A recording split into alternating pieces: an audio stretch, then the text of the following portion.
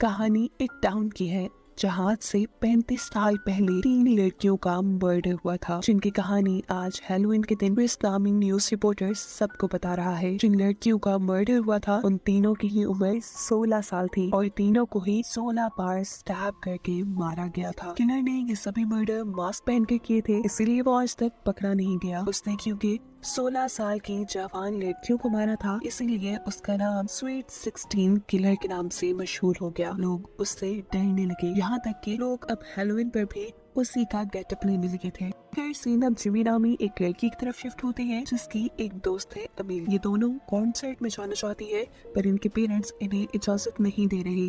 हालांकि वो ये बात जानते भी हैं कि जिमी को सेल्फ डिफेंस आता है, वो कराटे चैंपियन है, पर उसके पेरेंट्स के डरने की वजह उनके दिल में बैठा हुआ पुराना खौफ है। पता चलता है कि जिन लड़कियों के मर्डर की कहानी हमने सुनी है वो अमेलिया और जिमी के पेरेंट्स की क्लास फेलोज थी। और इस वक्त जिमी के डैड ये फैसला करते हुए इस लड़ाई को खत्म करते हैं कि वो खुद जिमी और अमेलिया को कॉन्सर्ट में लेकर जाएंगे। पीछे घर पर अब जिमी की मॉम अकेली थी, जहाँ पहले उनसे कुछ बच्चे हैलोवीन का गिफ्ट लेने के लिए आते हैं और फिर स्वीट 16 किलर के फेस में एक आदमी। इसे गिफ्ट्स या कैंडी नहीं चाहिए थी, बल्कि इसे तो जिमी की मॉम की जान चाहिए थी। वक्त रहते ही जिमी की मॉम दरवाजे को लॉक करते हुए जल्दी से पुलिस को इन्फॉर्म करती है और इतने में किलर भी दरवाजे का लॉक खोल के घर के अंदर आ जाता है। अब पैम यानी जिमी की मॉम ड्रॉ के अंदर से एक गन निकालती है किलर को मारने के लिए, लेकिन किलर यहाँ गन पकड़कर उनके ऊपर हमला करना शुरू कर देता है। जहाँ पैम अपना अच्छा सेल्फ डिफेंस कर रही थी क्योंकि वो खुद भी एक कराटे चैंपियन थी। अपने ऊपर हावी होते हुए किलर को एक जोरदार झटके से साइड पे गिराते हुए पैम जल्दी से किचन में जाकर एक नाइफ निकाल लेती है और किलर को बताती है कि तुम यहाँ से चले जाओ वरना पुलिस आने वाली है। ये सुन किलर भी थोड़ा घबरा जाता है, वो अब यहाँ से जाने के लिए पीछे मुड़ गया था। पैम को लगा कि किलर जा चुका है, लेकिन तभी अचानक किलर पीछे से पैम के ऊपर हमला करते हुए उसे कई मरतबा स्टैब करके मार देता है। किलर यहाँ से भाग जाता है और यहाँ पुलिस आ जाती है। न्यूज रिपोर्टर क्रिस सबको बताता है कि पैम को भी 16 मरतबा स्टैब करके मारा गया है, यानी स्वीट 16 किलर वापस आ चुका है। जेमी भी तब अपनी मॉम की मर्डर की वजह से काफी दुखी थी। अगले दिन स्कूल में ऑफिसर्स जब केस की इन्वेस्टिगेशन करने के लिए जिमी को बुलाते हैं, जहाँ से बताया जाता है कि पैम काफी दिनों से क्रिस नामी न्यूज रिपोर्टर के साथ राब्ते में थी, इसीलिए जेमी जाकर क्रिस से मिलती है और उससे पूछती है कि आखिर क्यों अपनी मॉम को इतने मैसेजेस करते थे। क्रिस बताता है क्योंकि तुम्हारी मॉम को कुछ दिन पहले ही किलर ने एक नोट भेजा था जिसमें लिखा था यू आर नेक्स्ट। उसी सीरियल किलर को पकड़ने के लिए हम दोनों एक साथ काम कर रहे थे। यही बातें वो जाकर अब अपनी फ्रेंड अमेलिया से डिस्कस करती है, जहाँ अमेलिया ने अपने साइंस फेयर के लिए अपनी मॉम का आइडिया यूज करते हुए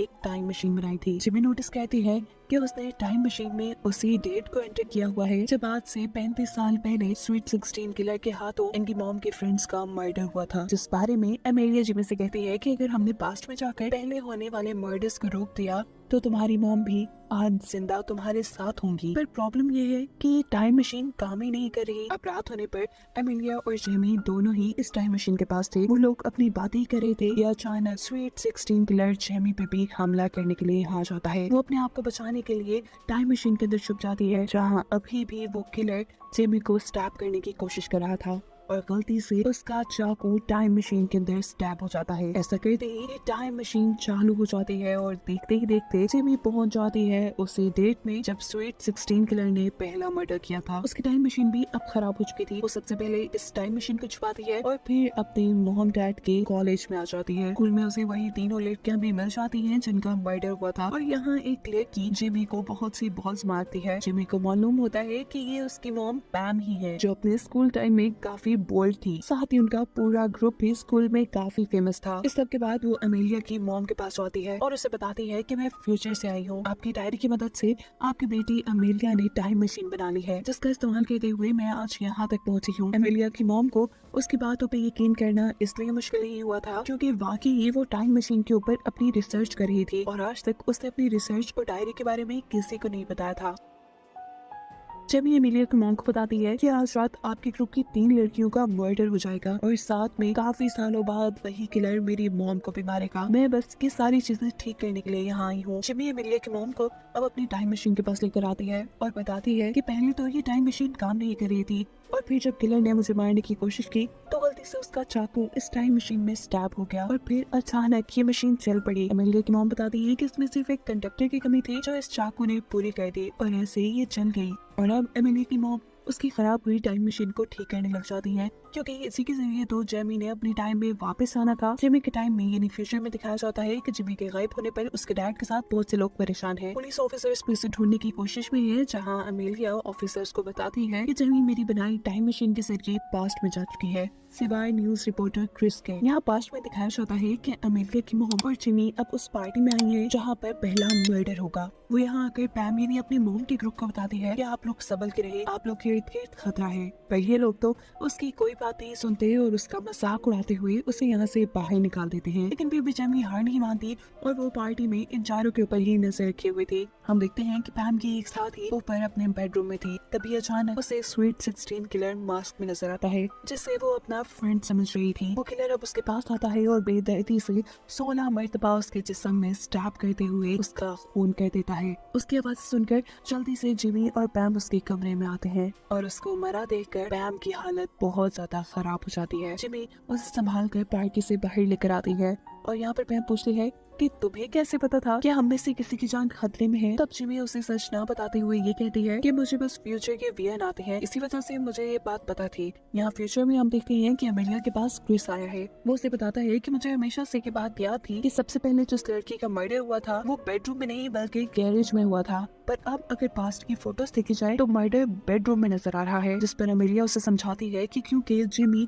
फ्यूचर से पास्ट में गई है, हो सकता है कि इसीलिए पास्ट बदल गया हो। यही पास्ट की फोटोज में अमेलिया को जिमी भी नजर आती है और कुछ ही देर बाद उसे जिमी का एक मैसेज भी मिलता है जिसमें उसने लिखा था कि तुम्हारी टाइम मशीन के अंदर एक कंडक्टर की कमी थी। जिसके बाद अमेलिया दोबारा टाइम मशीन बनाने में लग जाती है। पास्ट में हमें दिखाया जाता है कि जिमी अपनी मॉम के ग्रुप के साथ है, सभी अपनी फ्रेंड की मर्डर की वजह से उदास हैं और यहाँ जिमी उन्हें आइडिया देती है एक पार्टी करने का यहाँ से कहीं दूर जाकर। अब इसी टाइम उनकी क्लास स्टार्ट हो जाती है और जिमी यहाँ एक ऐसे लड़के के पास बैठती है जिसकी राइटिंग उसे बिल्कुल अपनी मॉम के किलर की राइटिंग जैसी लग रही थी। अब अगले दिन ये लोग पार्टी करने के लिए जिस घर में आए थे, जेमी देखती है कि ये वही घर है जहाँ पे दूसरा मर्डर हुआ था। पैम के ग्रुप ने यहाँ पे अपने दूसरे फ्रेंड्स को भी बुलाया हुआ था। सभी स्विमिंग पूल में काफी एंजॉय कर रहे थे, जबकि दूसरी तरफ जेमी काफी परेशान थी क्योंकि किलर का अभी तक उसे कोई सुराग नहीं मिला था। आज जिस लड़की का असल में मर्डर होना था उसके रूम में पैम की दूसरी फ्रेंड लेटी हुई थी, जहाँ किलर अब उसे मारने के लिए आ जाता है। वो उससे बचने के लिए वहाँ से भागती है और सभी को उसका शोर सुनाई दे जाता है। ये सब लोग वहाँ आ जाते हैं, लेकिन इससे पहले कि ये लोग कुछ कर पाते, उस लड़की को बचा पाते, वो किलर 16 बार स्टैब करके इस लड़की को मार चुका था। बाद में जिमी और जिमी के डैड इस किलर को पकड़ने की कोशिश करते हैं, लेकिन ये किलर बड़ी आसानी से दोनों को मारकर गिरा कर यहाँ से भाग जाता है और इस मर्डर की रिपोर्ट करते हैं पास में क्रिस के डैड। यहीं पर अमेलिया की मॉम आकर जिमी को बताती है कि मैं तुम्हारी टाइम मशीन ठीक नहीं कर पाऊंगी क्योंकि उसमें काफी सारे पार्ट्स ऐसे लगे हैं जो फ्यूचर के हैं। लेकिन परेशानी की बात नहीं, मैंने टाइम मशीन का एक छोटा और मेजर पार्ट बना लिया है। इसे एक बड़े पावर हाउस की जरूरत है जिसके बाद ये काम करने लगेगा। अभी ये लोग बातें ही कर रहे थे कि यहाँ सामने जिमी को उस लड़की का ट्रक नजर आता है जिसकी राइटिंग उसे किलर से मिलती जुलती लगी थी।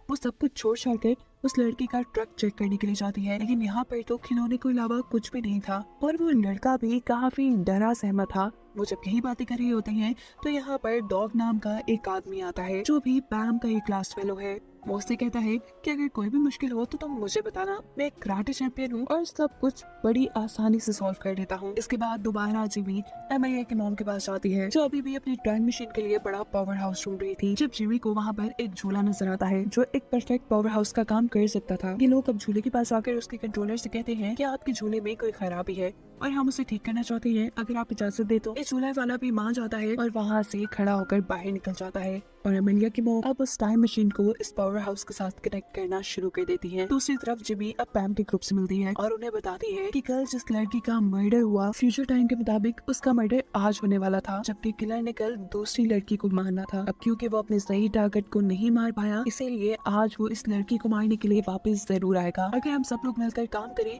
तो हम इस लड़की की जान भी बचा सकते हैं और किलर को भी पकड़ सकते हैं। सभी लोग उसकी मदद करने को मान जाते हैं, जबकि फ्यूचर में दिखाया जाता है कि अमेलिया ने भी अपनी टाइम मशीन बना ली है। वो क्रिस से कहती है कि हमें इसे एक्टिवेट करने के लिए एक मेटल कंडक्टर चाहिए होगा जिससे तुम जाकर ले आओ। इधर पास्ट में ये लोग किलर को पकड़ने की प्लानिंग कर चुके थे। जिमी अब उस लड़की को हॉरर हाउस में भेजती है जिसे किलर ने मारना था। उनके एक्सपेक्टेशन के बिल्कुल मुताबिक किलर भी वहाँ पहुँच जाता है और इससे पहले कि वो उस लड़की को मारता उससे पहले जिमी नजर आ जाती है, जिसने पिछले मर्डर के टाइम में भी इस किलर को पकड़ने की कोशिश की थी। वो सोचता है कि क्यों ना पहले जिमी को ही खत्म कर दिया जाए। वो जब जिमी के ऊपर हमला करने के लिए आगे बढ़ता है तो जिमी बड़ी आसानी से इस हमले से अपने आप को बचा लेती है क्योंकि उसे सेल्फ डिफेंस आता था। इससे पहले कि किलर अब उसके ऊपर भारी पड़ता, यहाँ पास में ही जिमी के डैड और बाकी लोग भी आ जाते हैं, जिन सभी के साथ ही किलर अकेला लड़ रहा था। उसकी फाइटिंग स्किल्स काफी अच्छी थी क्योंकि उसने एक ही वक्त में सभी को काबू किया हुआ था। किलर का ध्यान इन सबसे लड़ने में था और इसी चीज का फायदा उठाते हुए पीछे से एक लड़की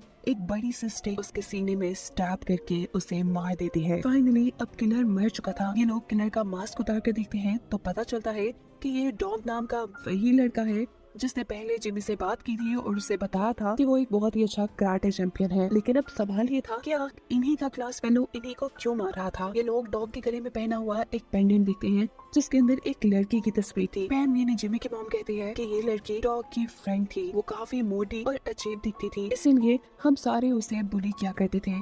फिर एक दिन पैम की तीनों फ्रेंड्स ने उसे नाइट आउट में बुलाया और उसकी इतनी बेइज्जती उससे बर्दाश्त नहीं हो सका। गुस्से में उसने बहुत ड्रिंक किया और फिर गाड़ी चलाकर वहाँ से चली गई और इस सब में उसका एक्सीडेंट हो गया। वो मर गई। डॉग को लगता था कि उसकी फ्रेंड को मारने के पीछे इन तीनों लड़कियों का हाथ है, इसीलिए वो इन तीनों लड़कियों को मारना चाहता था। जेमी अब पैम से कहती है कि आप लोग बहुत बुरे हैं, आप लोग इतना बुरा काम भी कर सकते हैं, मुझे यकीन नहीं था। पैम कहती है नहीं, मैं उस दिन पार्टी में भी नहीं थी। लेकिन जेमी उसकी कोई भी बात सुने बगैर वहाँ से बाहर चली जाती है। उसे अफसोस हो रहा था कि पैम जैसी बुरी लड़की उसकी मॉम है। अभी ये लोग यही बातें कर रहे होते हैं कि स्वीट 16 किलर के भेस में कोई और आदमी आकर पीछे से तीसरी लड़की को भी मार देता है जिसकी जान अभी जेमी ने बचाई थी। इसे देखकर ये सब लोग डर जाते हैं और जेमी बताती है कि असली किलर को हम मार चुके हैं। मुझे लगता है कि ये किलर फ्यूचर से आया है अमेलिया की टाइम मशीन का इस्तेमाल करते हुए। यहाँ सीन कट होकर दिखाया जाता है कि फ्यूचर में अमेलिया का मर्डर हो चुका था। यहाँ पास्ट में दिखाया जाता है कि फ्यूचर से आए हुए इस किलर ने जाकर पास्ट के टाइम रिपोर्टर को यानी क्रिस के डैड को भी मार दिया था। इस सारी अफरा तफरी के अंदर अमेलिया की मॉम टाइम मशीन को एक्टिवेट कर देती है और जेमी से कहती है कि तुम तो एटलीस्ट अपने टाइम में वापस जाओ, अगर तुम्हें यहाँ कुछ हो गया तो सब कुछ बर्बाद हो जाएगा। जेमी टाइम मशीन के अंदर आ जाती है और किलर उसे भी मारने के लिए टाइम मशीन में आ जाता है। वो यहाँ जिमी को मार ही देता, पर इतने में पैम यहाँ पे आती है और वो पीछे से किलर का गला पकड़ लेती है। किलर ने एक ही झटके में पैम से अपनी जान छुड़वा ली थी। अब ये दोनों किलर से लड़ने की कोशिश में थी, लेकिन किलर इन दोनों से ज्यादा ताकतवर था। जिस झूले के अंदर इन्होंने टाइम मशीन लगाई हुई थी, टाइम मशीन के एक्टिवेट होने की वजह से ये झूला बहुत ही तेजी से घूमने लगा था। फोर्स की वजह से ये सारे लोग अब पीछे जा लगे थे, यहाँ तक कि ये लोग हिल भी नहीं पा रहे थे। पर ये किलर किसी तरह आहिस्ता आहिस्ता सरफेस के साथ साथ चलते चलते पैम तक पहुँच जाता है। इससे पहले कि वो पैम को स्टैब कर देता, यहाँ जिमी वक्त रहते ही इस झूले का दरवाजा खोल देती है, जिसकी वजह से पैम यहाँ से बाहर गिर चुकी थी। दरवाजे के खुलने की वजह से हवा के प्रेशर के जरिए किलर का मास्क भी उतर जाता है, जिसकी वजह से हम किलर का चेहरा देख पाते हैं, जो कोई और नहीं बल्कि फ्यूचर से आया न्यूज रिपोर्टर क्रिस ही है। उसने फ्यूचर में अमेलिया की टाइम मशीन का इस्तेमाल किया था और वो यहाँ पर आ गया। फ्यूचर में उसी ने ही जिमी की मॉम यानी पैम को भी मारा था ताकि स्वीट 16 की कहानी कंटिन्यू रहे। लोग इस कहानी को आहिस्ता आहिस्ता भूलते जा रहे थे, पर क्रिस तो हर मर्तबा इसी कहानी की ब्रॉडकास्ट करके पैसे कमाता था। जिमी पूछती है कि आखिर तुमने अपने डैड को क्यों मारा, जिस पर क्रिस बताता है कि उन्होंने मेरा कभी ख्याल नहीं रखा, इसीलिए मैंने उन्हें मार दिया। इससे पहले कि इस टाइम मशीन के अंदर अब जिमी मारी जाती, जिमी एक नेल गन का इस्तेमाल